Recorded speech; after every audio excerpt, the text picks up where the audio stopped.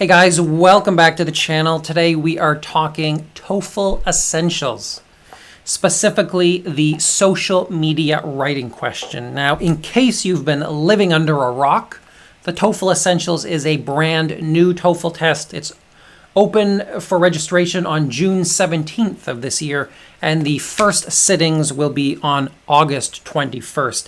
It's a little bit different than the TOEFL IBT. It's shorter, it's got more general English, it's cheaper, and fingers crossed it will be accepted at a whole bunch of universities. Now, the regular TOEFL IBT will still be offered, and it will still be like the main TOEFL test that most schools are looking for. But TOEFL Essentials, it's brand new. It's exciting. So the social media writing question will probably appear on the test about 50% of the time. You're not guaranteed to get it. You might get the email writing question instead. But if you do get it, it's going to look a little bit like this. You took the following photo. You will post it on your social media. Describe the photo for your social media friends. Write complete sentences. Write as much as you can. You have 7 minutes. Here's an example picture that you might see. It's on the left-hand side of the screen. It's a lady in a cafe with a cup of coffee. If I got this picture on the test, I would want to follow this checklist. Now, it's not a template exactly. You could call it a template if you want, but it's really just a list of things that I want to do in my answer. First up, I want to include a literal description of the picture. That's the easy part. I want to describe what's going on in there. But I also want imaginary and speculative content. So I'm going to make up details. Like I'm going to say, well, who is this? Like, why is she in the cafe? How does she feel? Is she me? You know, that kind of stuff. Next up, I want grammatical complexity. I want simple sentences. I want compound sentences. I want complex sentences. You know, basically, you could include one compound, one complex, a bunch of simple, and I'd be happy if I were a grading person from ETS. I want a transitional phrase, moreover, therefore, however, on the other hand, something like that, 1 or 2. In total, I would write about 80 to 100 words. You know, I've got 7 minutes, and this is somewhat casual writing, so I think I could produce an answer that's 80 to 100 words. One thing I don't want is slang. Yeah, I know this is a social media post and everyone is stupid on social media, but don't write OMG, don't write LOL, and don't write any of that stuff. As the question says, write complete sentences. So none of that stupid social media stuff. All right, here's the answer I came up with for this question. I'll read it out to you. Here's a picture of me at an elegant cafe during my trip to New York last week. I stopped at the cafe because I had read about it in my travel guide. While I sat alone at my table with a cup of coffee, I checked my phone and sent a message to my mom and dad.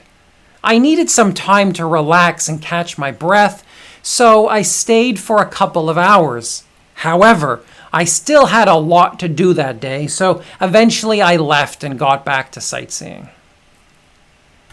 Let's break that down a little bit. So the stuff in yellow, that's all fairly literal. That's stuff that I actually saw, right? So it's in a cafe, so I mentioned that right away. But she's also sitting alone, so I specifically mentioned that. She's at a table, so I mentioned that. And there's a cup of coffee. That's in my answer. And I think she's looking at a phone there, so I mentioned that as well. So that's all the literal stuff. The stuff in white is imaginary stuff, right? So I imagined that the girl is me. And I imagined that the photo was taken during my trip to New York. And I mentioned that I read about the cafe in my travel guide, and that's why I was there. And so I'm not just checking my phone, but I'm using the phone to send a message to my mom and dad. And then there's some stuff about how I stayed for a couple of hours and then I got back to sightseeing. And that's it. Now, you can see that I've made this a social media post by turning it into a story. I'm not just collecting details from the picture.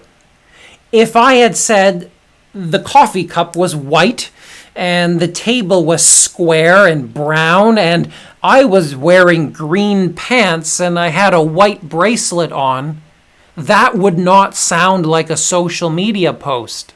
And I would be failing to meet the expectations of the test makers. So this is a social media post. There's a lot of imaginary stuff about the situation, and that's acceptable to do on the test. A couple other things I've highlighted.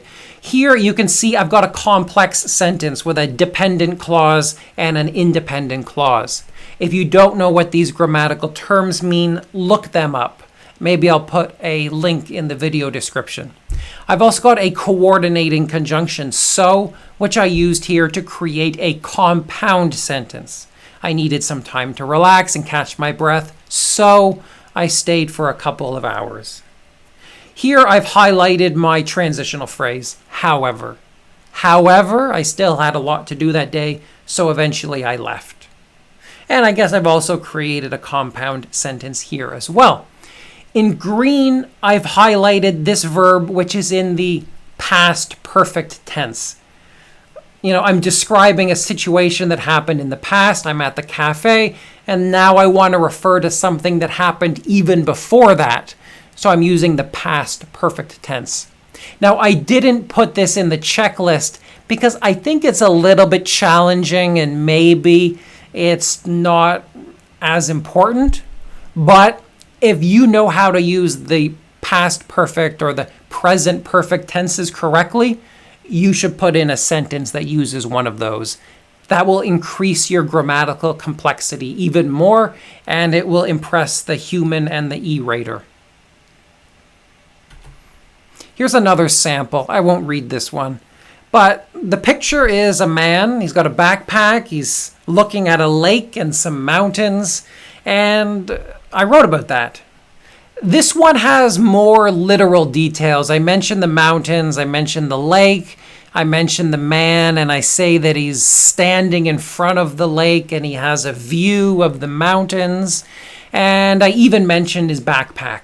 So there's a lot more literal details here. But I also made up a bunch of stuff. I said this is the Rocky Mountains, and it's not. I mentioned this is Smithson Lake, and that's not even a real lake. But that's okay. You're not going to be punished for making up these fake details. You could say he's in France. You could say he's in Switzerland. It's fine. I've also got a complex sentence. I used although to create a dependent clause. And I've got a compound sentence in here somewhere. I think I used the coordinating conjunction. But there it is. I used the transitional phrase on the other hand. That's something the human rater and the e-rater wants to see. This time I paid a little bit more attention to my vocabulary. So instead of saying difficult, I said arduous. Again, you are being judged on the level of your vocabulary. So you do want to show off what you know. If you know a few challenging words, put them in the answer. However, don't go crazy. Make sure you really know what the words mean. Make sure you're confident when you use them. If you use these difficult words incorrectly, it's going to backfire and your score will go down. So again, just getting back to the checklist to reinforce it, a literal description of the picture, imaginary content, grammatical complexity, a transitional phrase or two, 80 to 100 words, and no slang. A few general tips that kind of come to me at this moment. First of all, as I've said here, remember the task. Write a social media post. Tell me a story about something that happened in your life. That's what social media posts are, right? You share a picture, you talk about what happened. This is not just describe the photo like you could see on the Duolingo English test or the CELPIP English test. This is writing a social media post. Next up, remember that the e-rater is going to judge you. It checks your grammar and your vocabulary. Every time you make a grammar mistake, you get a tiny little penalty. Altogether, you might get a whole bunch of little penalties which reduce your score a lot. So study and practice your grammar. The e-rater is also judging you on your vocabulary. So try to avoid repeating words and try to avoid using really simple and basic words. Show off what you know. Lastly, practice, practice, practice. I mean, this must be the easiest TOEFL question in the world to practice. All you have to do is go on Facebook and write about the pictures that your friends take. I will post a link in the video description to a collection of free images that you can write about. And maybe as you're practicing, post a link to the photo in the comments down below, and then also include your description of it. If I have a few minutes, I'll read your comments and I'll try to give you some feedback and advice about them. All right, that's all I have to say about this question, but check out my website, which is TOEFLresources.com. You can get help with the TOEFL Essentials writing section, and you can sign up for my evaluation program where you email me all your answers, and then I give you feedback and I try to estimate your score. Of course, you can also get help with the TOEFL IBT test, which is my main focus, and you can check out my blog to hear about all the latest TOEFL news, and undoubtedly there will be a ton of news about the TOEFL Essentials test in the next few months. All right, I'm going to leave it at that, but as always, if you have any questions, leave them down below. I promise I will answer them as soon as I can. Take care till next time. I will see you later.